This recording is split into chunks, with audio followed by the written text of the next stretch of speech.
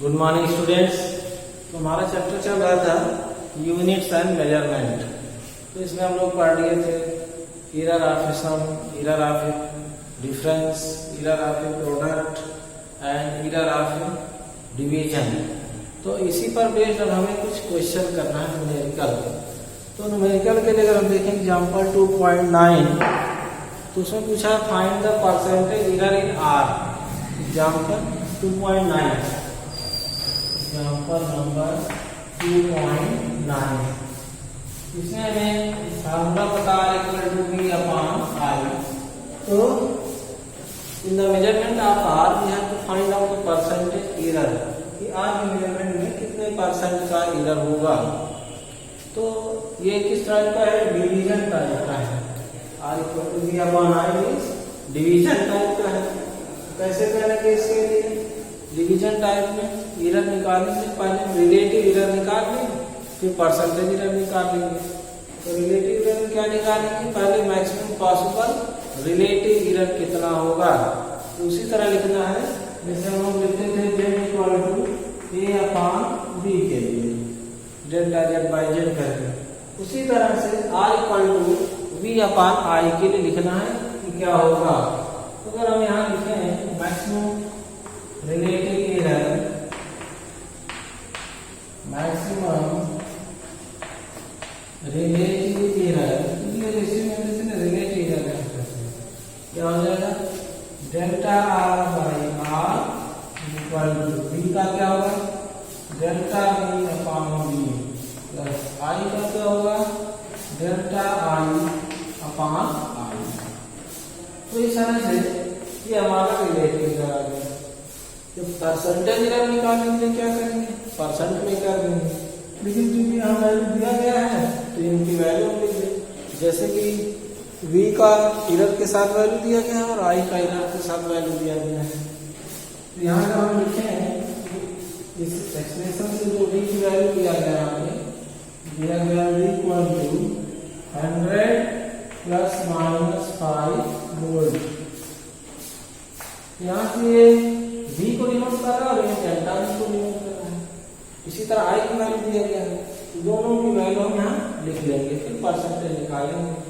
तो अब यहाँ उस इक्वेशन से अगर डेल्टा भी लिखें तो प्लस माइनस में जो डेल्टा इधर होता है उस मेजरमेंट में 5 हो जाएगा और v के जगह पे 100 हो जाएगा प्लस। इसी तरह i के लिए वैल्यू दिया गया 10 प्लस माइनस 0.2। तो यहाँ डेल्टा i की वैल्यू हो जाएगी 0.2 और i की जो वैल्यू हो जाएगी 10। तो इस तरह से हमने वैल्यू के कार्ड में लिख दिया। पूछा फाइंड द परसेंटेज एरर ना, तो ये इस तरह से क्या गया? Relative error. अब परसेंटेज निकालने के लिए क्या करेंगे? 100 से मल्टीप्लाई कर देंगे और इसके आगे सॉल्व करना है। देयरफॉर परसेंटेज एरर क्या हो जाएगा इसमें? 10 परसेंटेज एरर क्या आ जाएगा यहाँ से? Delta R by R into 100 equal to right side में 100 से मल्टीप्लाई करेंगे 5 by 100 into 100 plus 0.2 by 10 into 100। इसको सॉल्व कर देंगे, परसेंटेज आ जाएगा हमारा। उसके बाद करना क्या है? ये कर दिया, ये यहाँ का आ गया 5% प्लस इसका कितना आ जाएगा? 2%। तो दोनों मिला कितना आ जाएगा? 7%। इस तरह से आर के मेजरमेंट में कितने परसेंट का एरर है? 7% का एरर हुआ। अगर डेल्टा वी और डेल्टा आई के मेजरमेंट में एरर पता है तो हमें आर के मेजरमेंट में एरर पता चल जाएगा। इस तरह से ये हमारा रिजल्ट हो गया। तो ये था एग्जाम्पल 2.9। इसी तरह से हमें सीरीज और पैरल कॉम्बिनेशन का एक क्वेश्चन दिया गया है, उसको भी हम रजिस्टर का सीरीज पैरल कॉम्बिनेशन पता है, उसके कारण भी क्वेश्चन सॉल्व कर सकते हैं। तो ये हमारा हो जाएगा एग्जाम्पल 2.10 अपने कर सकते हैं। उसके बाद हमें जो नेक्स्ट टॉपिक पढ़ना है कि अगर हमारा जो फिजिकल क्वांटिटी वो पावर के फॉर्म में रिलेटेड हो, तब कैसे रिलेटिव एरर या परसेंटेज एरर निकालेंगे। तो नेक्स्ट इसमें हेडिंग है error in case of power, error in case of power. अगर हमारा पावर की फॉर्म में वैल्यू दी गया हो तो एरर कैसे फाइंड आउट करें। इसके लिए कंसीडर कर लेते हैं that z equal to a square, power की फॉर्म में z equal to a square, power की फॉर्म में फिजिकल क्वांटिटी रिलेटेड है, तो z के मेजरमेंट कितने का रिलेटिव एरर आ गई निकाल लेंगे, परसेंटेज एरर निकाल सकते हैं। तो इसलिए हम यहाँ लिख सकते हैं कि यार z equal to a into a, ये सेम है इसलिए हम लिख सकते हैं ऐसा। तो हम यहाँ लिख सकते हैं कि ये प्रोडक्ट के फॉर्म में आ गया, और प्रोडक्ट के फॉर्म में हम पढ़ेंगे अगर z equal to a into b हो तो हमारा रिलेटिव एरर कितना होता है, अगर z बराबर a इंटू b हो तो। इसी तरह अगर हमें इसमें एरर लिखना है तो सेम उसी मेथड से लिख सकते हैं इसके कारण। तो देखेंगे यहाँ मैक्सिमम रिलेटिव एरर कितना हो जाएगा, इसी प्रोसेस से लिखेंगे जो पहले पढ़े हैं। यहाँ पर delta z upon z equal to delta a upon plus, इसके लिए लिखेंगे डेल्टा a अपॉन b। और इसको थोड़ा सिंप्लीफाई कर सकते हैं कि दोनों इक्वल है, तो 2 times delta a upon a हो गया। इस तरह से हमें z के मेजरमेंट में कितने का रिलेटिव एरर पता चल जाएगा। अगर z equal to a square है तो delta z by z equal to 2 times delta a upon a। तो पावर का हमने यहाँ देखा ये भी पावर में क्वांटिटी है वो आगे मल्टीप्लाई हो जाएगी उसकी करस्पॉन्डिंग रिलेटिव एरर। तो इन जनरल हम देखेंगे अगर कोई पावर लिखा हो z equal to a square b to the power cube इस तरह से, तो कितने का मैक्सिमम रिलेटिव एरर होगा वहां पे, ये हम देखेंगे इसके बाद। तो इसके बाद लिखना है इन जनरल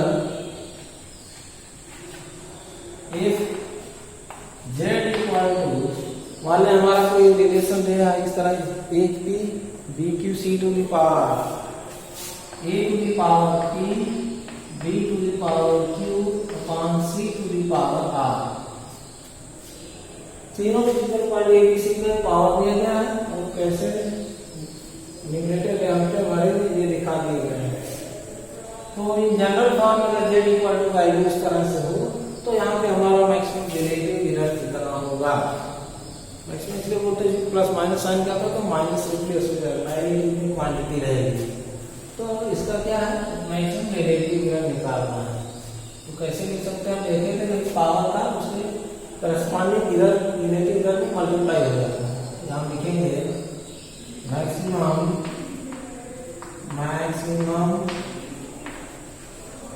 रिलेटिव एरर कितने का हो जाएगा, यहाँ पे delta z by z equal to e to the power p, क्या हो जाएगा q into delta a upon a plus d to the power q, तो q into delta d upon b। इसी तरह c to the power r, इसका भी क्या होगा प्लस, क्योंकि मैक्सिमम निकाल रहे plus r into delta c upon c। तो इस तरह से मैक्सिमम रिलेटिव एरर इस फिजिकल क्वांटिटी के लिए लिख दिया गया। अगर परसेंटेज एरर निकालना तो दोनों साइड में 100 का मल्टीप्लाई करके परसेंटेज एरर निकाल लेंगे। लेकिन अभी हमने रिलेटिव एरर तक जनरल केस में निकाला हुआ है। और इसके अकॉर्डिंग एग्जाम्पल दिया उसको हम लोग करेंगे एग्जाम्पल 2.11। तो सेम उसी मेथड के अकॉर्डिंग करना रहेगा जिसे फिजिकल क्वांटिटी पावर के फॉर्म में दिया गया है। तो ये पूरा हो गया एग्जाम्पल। अब हम एग्जाम्पल करेंगे 2.11। तो यहाँ देख लिया है कि जो भी पावर है वो आगे करस्पॉन्डिंग रिलेटिव एरर में मल्टीप्लाई हो जा रहा है और सभी को प्लस साइन के साथ ही रखेंगे।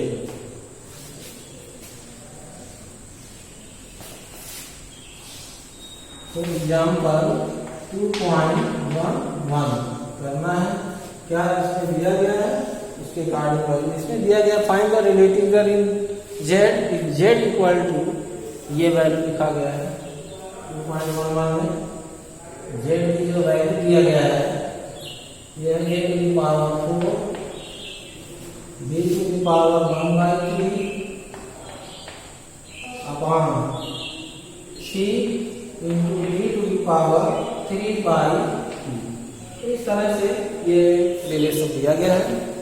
तो अगर इसमें निकालना है फाइंड मैक्सिमम रिलेटिव एरर, जैसा भी हमने लिखा था इन जनरल केस में उसी के अकॉर्डिंग रिलेटिव एरर लिख देंगे। तो कितना आ जाएगा इन जनरल के अकॉर्डिंग है, तो लिखेंगे maximum relative error, the maximum relative error कितने का आएगा, इसको जेड को कैसे लिखेंगे, डेल्टा जेड अपॉन जेड। इसी तरह इसको कैसे लिखेंगे, power 4 times delta A upon A plus इसको क्या लिखेंगे, पावर का मल्टीप्लाई हो जाएगा corresponding 1/3 delta B upon B plus C का पावर 1 है तो कितना रह जाएगा delta C upon C plus D to the power 3/2 है तो 3/2 into delta D upon D. इस तरह से हमारा जेड के मेजरमेंट में रिलेटिव एरर कैलकुलेट हो गया। और यहीं तक हमें करना नहीं था, परसेंटेज नहीं पूछा है यहीं तक छोड़ देंगे। परसेंटेज अगर पूछा रहेगा तो दोनों साइड में 100 से मल्टीप्लाई करके सॉल्व करेंगे जैसा क्वेश्चन आएगा। तो इस तरह से एग्जाम्पल 2.11 कंप्लीट हो गया। अब करेंगे एग्जाम्पल 2.12, उसमें भी परसेंटेज एरर के अकॉर्डिंग एक क्वेश्चन पूछा गया है और करेस्पॉन्डिंग वैल्यू दिया गया है। तो उसमें हमें डेल्टा और ए की क्या वैल्यू है तो कैलकुलेट करेंगे। तो नेक्स्ट है हमारा एग्जाम्पल 2.12, ये एक सिंपल पेंडुलम के लिए दिया गया है जिसका हम रिलेशन 2.12 जानते हैं। रिलेशन होता है t इक्वल टू 2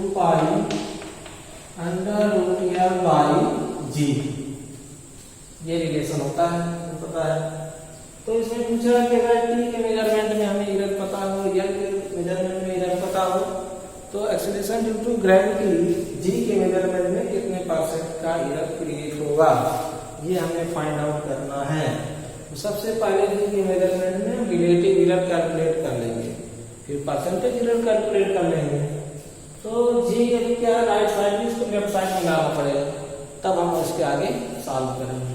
इसके लिए क्या करना होगा, तो सबसे पहले दोनों साइड का स्क्वायर कर देंगे तो कितना हो जाएगा t² इक्वल टू 4π², 4π कांस्टेंट है यहाँ पे, यहाँ हो जाएगा L/g स्क्वायर करेंगे। अब g को हम लेफ्ट साइड में ले आए तो क्या हो जाएगा g इक्वल टू 4π² L/t², यह हमारा।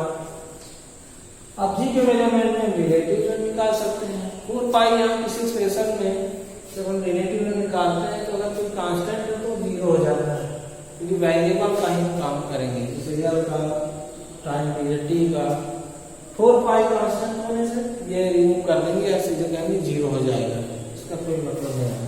तो लिखेंगे मैक्सिमम रिलेटिव एरर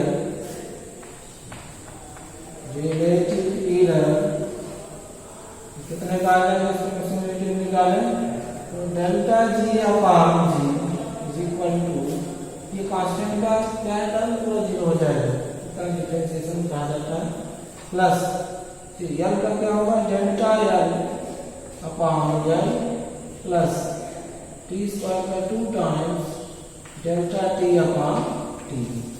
अब हमें डेल्टा यल और यल की वैल्यू देखना, डेल्टा t और t की वैल्यू देखना कितना होगा और उसके अकॉर्डिंग डेल्टा जी अपॉन जी का परसेंटेज कैलकुलेट किया जाएगा।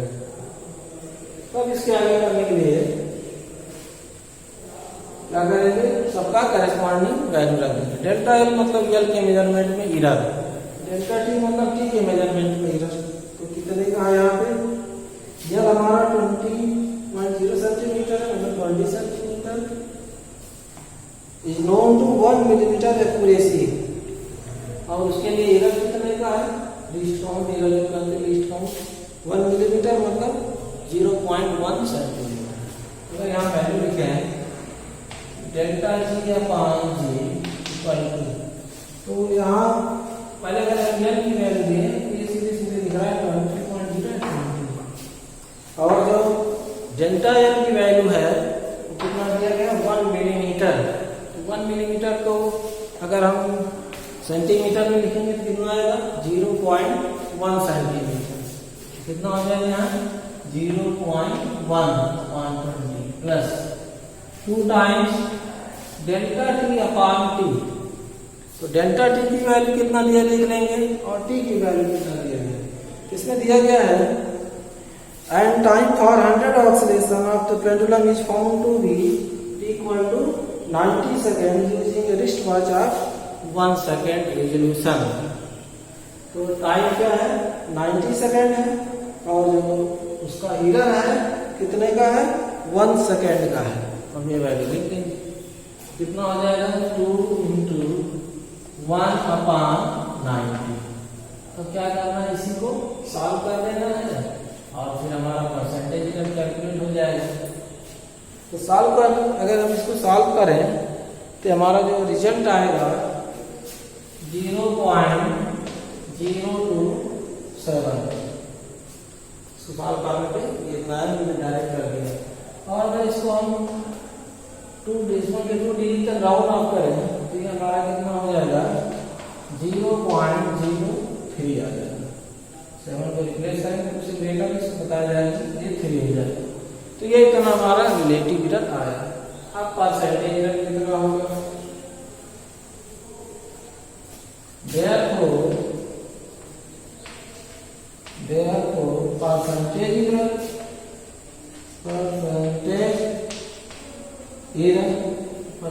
के लिए क्या करेंगे, delta G by G into 100 equal to 0.03 × 100 means ये आ जाएगा, एस्टिमेट आएगा 3%। ये एग्जाम्पल पूरा हो गया। 3% का एरर हम करेंगे किसमें, कैलकुलेशन ऑफ जी। तो ये कंप्लीट हो गया। Okay, thank you.